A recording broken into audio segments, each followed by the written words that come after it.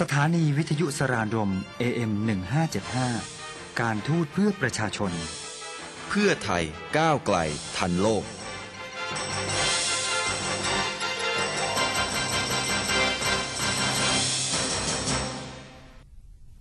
It is now 6 p.m. here on Radio Saranrom, AM1575, the radio station of the Ministry of Foreign Affairs of Thailand. You are now listening to News and Views with me, Venus Asawapum. How's today's been treating you? I can't believe it's September already. It seems like yesterday when I first joined News and Views as a guest in January.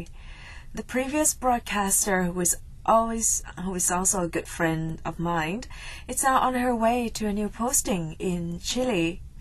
How exciting. I've always dreamed of visiting South America, and it seems exotic but so far away. I think it takes a total of 30 hours or so to fly to South America from Thailand. Meanwhile, I'll be here to keep you informed of what's going on around the world and in Thailand. Today we'll continue on the father of Thai diplomacy, ASEAN Flags, and insights on procrastination. Perfect topic for Monday, isn't it? Now, last time I was talking about the history of the Ministry of Foreign Affairs of Thailand, and the second part of it is on the story of the father of diplomacy, Prince Thewawong. His Royal Highness Prince Thewawong is the son of His Majesty the King Mangkut, or Rama IV, who was born in 1858. Having received his education in Bangkok, he began his public service career at the Audit Office in 1875. He concurrently served as Assistant Principal Private Secretary for Foreign Affairs to His Majesty King Chulalongkorn, or King Rama V. And in 1878 he became the Principal Private Secretary and concurrently Comptroller General in the Treasury. His Royal Highness Princess Thewawong was appointed Minister of Foreign Affairs in 1923 at the age of 66. Apparently in the past there is no retirement age yet. In recognition of his long and extensive contribution to the Thai diplomatic service, the Ministry of Foreign Affairs subsequently accorded him the title Father of Thai Diplomacy. The reorganizations of the Ministry of Foreign Affairs under Prince Thewawong Waropakan, and before gaining the legal status of a ministry, Krom Tha Office was divided into 5 divisions, namely Senabadi Division, Accounts Division, Filing Division, Diplomatic Division, and Consular Division. As the division chief was then called Chao Krom, or Athibadi, these divisions might be considered abroad were directly answerable to the Senabadi himself. Now, 3 new divisions were subsequently added. There were Under-Secretary Division, Translation Division, and Reception Division. But the diplomatic and consular divisions were combined into one, thus making a total of 7 divisions. Later, there was a return to the original 5 divisions, but the Under-Secretary Division was retained. In 1910, the ministry underwent a 3rd reorganization, whereby the Senabadi and Under-Secretary Divisions were merged into a new Command Division, performing functions similar to those of the present office of the Secretary to the Minister.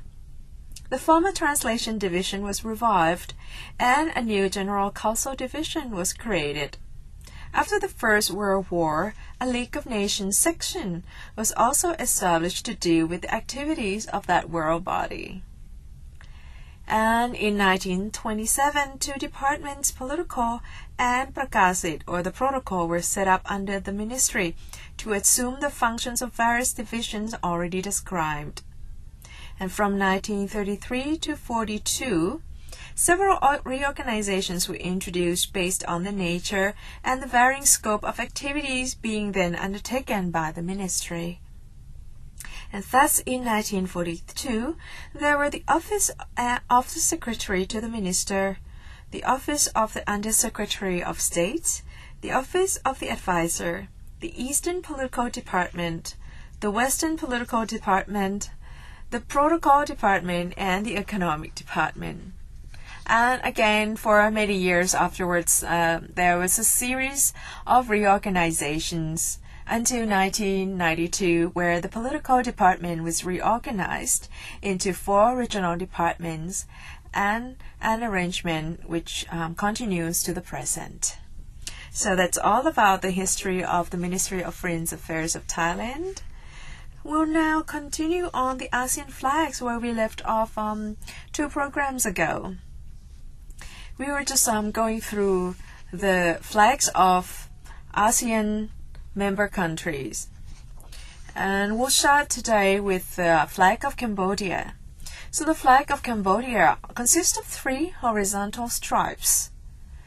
Lots of flags have stripes or stars or the moon in them, which is quite interesting. But for the Cambodian flags, it has a horizontal stripes. The top and the bottom are blue of equal size, and the center stripe is a bit larger. It's in red with a white emblem representing the Tower of Angkor Wat in the middle. Now the blue symbolizes the country's royalty, liberty, cooperation, and brotherhood. For the red color, it represents the nation, its people, and bravery. The white represents the country's religion of Theravada Buddhism. And the structure of the towers of Angkor Wat is modeled after Mount Meru, the center of the universe. So that's the flag of Cambodia. Now, the flag of Laos PDR consists of 3 horizontal stripes as well, with a white circle in the middle. The top and the bottom stripes are red and equal width, while the middle stripe is blue and equal to the width as well. The red stripes represent the bloodshed in the country's fight for independence, and the blue stands for Laos wealth and prosperity, while the white stands for unity and justice, as well as representing the full moon over the blue Mekong River, which runs through the majority of Laos. That's quite interesting, isn't it? Because sometimes we share the same patterns, stripes, colors, and I guess emblems of the moon or the stars, but somehow they could signify specific things or different things in each country. For the flag of Myanmar, it has a red background with the blue square in the top left corner.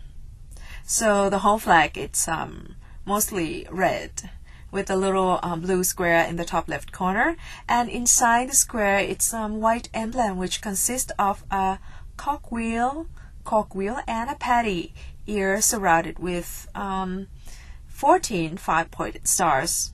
Now the blue represents peace and endurance. The red symbolizes courage and gallantry. And for the white, it stands for purity and honor. Together, they represent the country's industry and agriculture, as well as the union of workers and the peasant class. The 14 stars represents the 14 states that form the Union of Myanmar. Now we get to the flag of the Philippines, and the flag of the Philippines consists of 2 horizontal stripes. The white horizontal triangle on the left side of the flag facing the middle, and the top stripe is blue, the bottom is red. In each corner of the triangle, it's 5-pointed yellow stars, and in the center of the triangle there is a large golden sun. Now the blue stripe symbolizes patriotism and justice. It's interesting, isn't it? Because in some country, it's the white that represents justice. For the Philippines, the blue represents justice, and the red represents valor and the blood spilled for freedom and independence. For the white, it stands for peace and purity. The white triangle represents equality and the Katipunan Nationalist Organization. The 3 stars represent the 3 main geographical locations of the Philippines. Luzon, Mindanao, and Visayas. Let's get to the flag of Thailand before we get to the let's get to the flag of Vietnam before we get to the flag of Thailand. The flag of Vietnam consists of a red base with a yellow fine-pointed stars in the center. It's very easy to recognize. Now the red base represents the blood spilled during the country's fight for independence, and the star represents Vietnam's unity. The points on the star represent the union of workers, peasants, soldiers, intellectuals, and young people working together to build socialism. Now the last flag, but not the least, is the flag of Thailand. And many of you, I'm pretty sure, know already what the flag of Thailand looks like. It consists of 5 horizontal stripes in equal width, except the middle it's a little bit larger than the other two on the side. The top and the bottom are equal size. It starts with the red stripes, and the middle stripe it's blue. And the blue stripe it's larger than the other 4. The red stripes represent the nation and the blood spilled to maintain Thailand's independence. And the white stands for purity and is the color of Buddhism, which is the country's main religion. The blue is Thailand's national color, and it represents the Thai royal monarchy. Before I start on the article about procrastination, I'd like to bring attention to the new expats in Thailand, or foreigners or visitors who like to, understand more about Thainess. There's an event going on tonight, actually at a place called Xpique. It's EXPIQUE,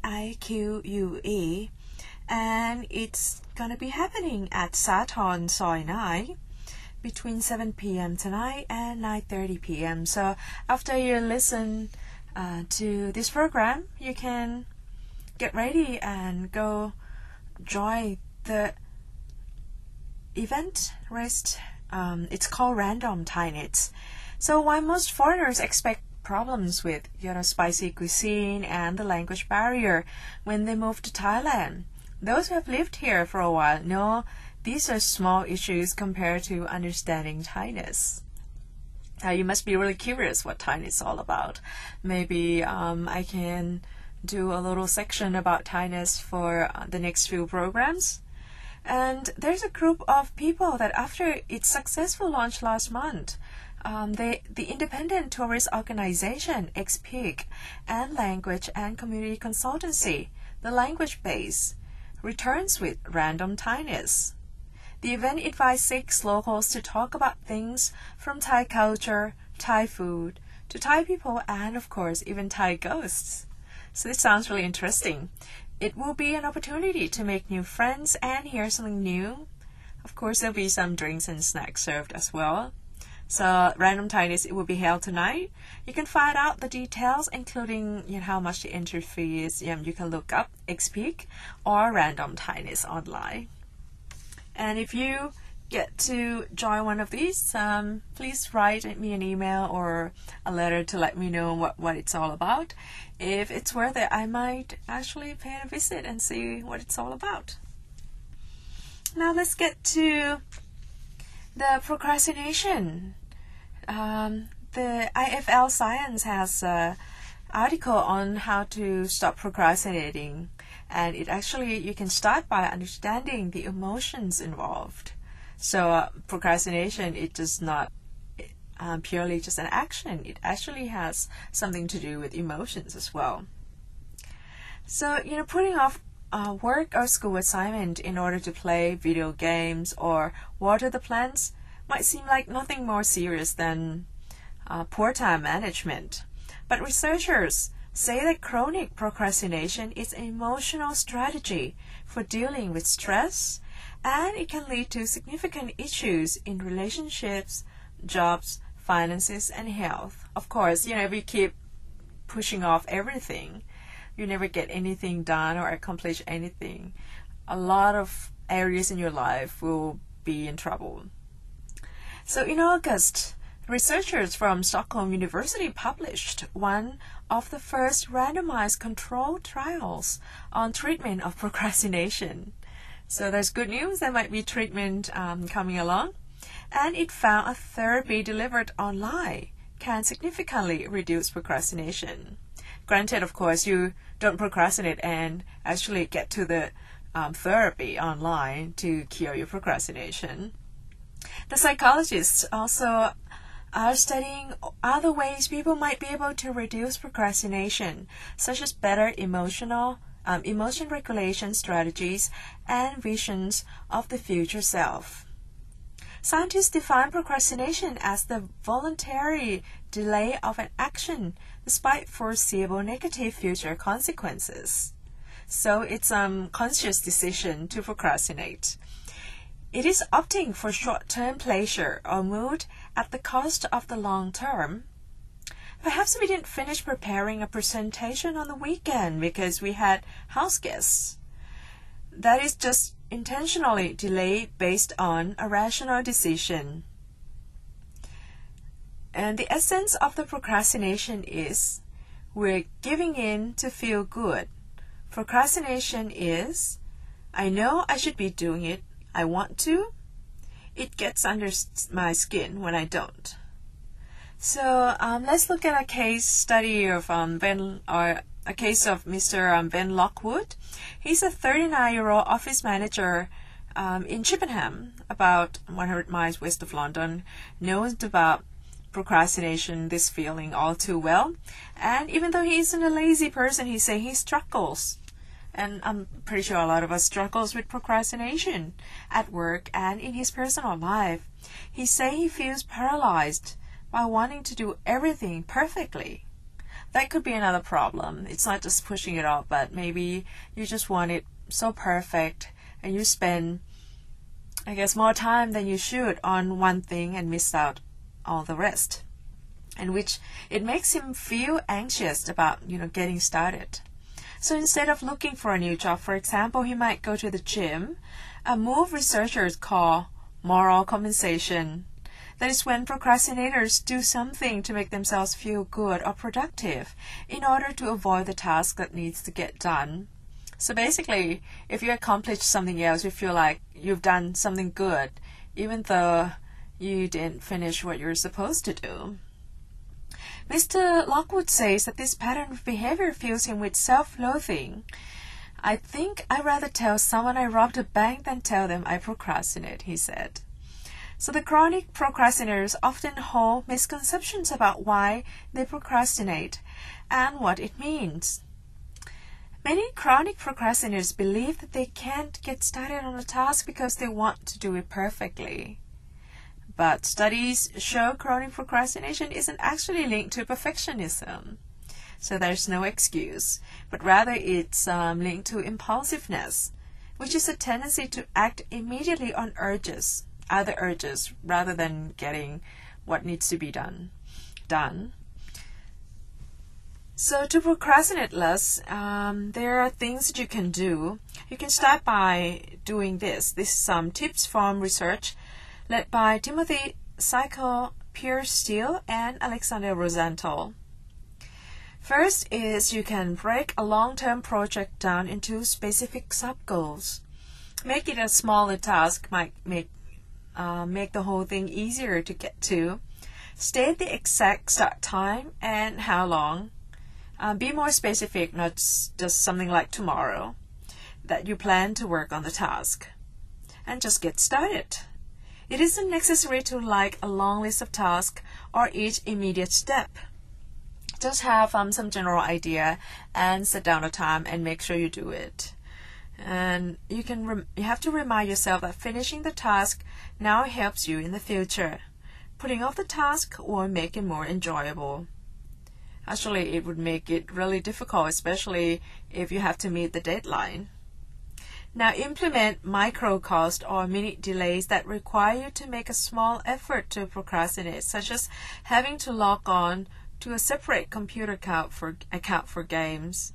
So basically make it a lot harder to do something that you would normally do to procrastinate.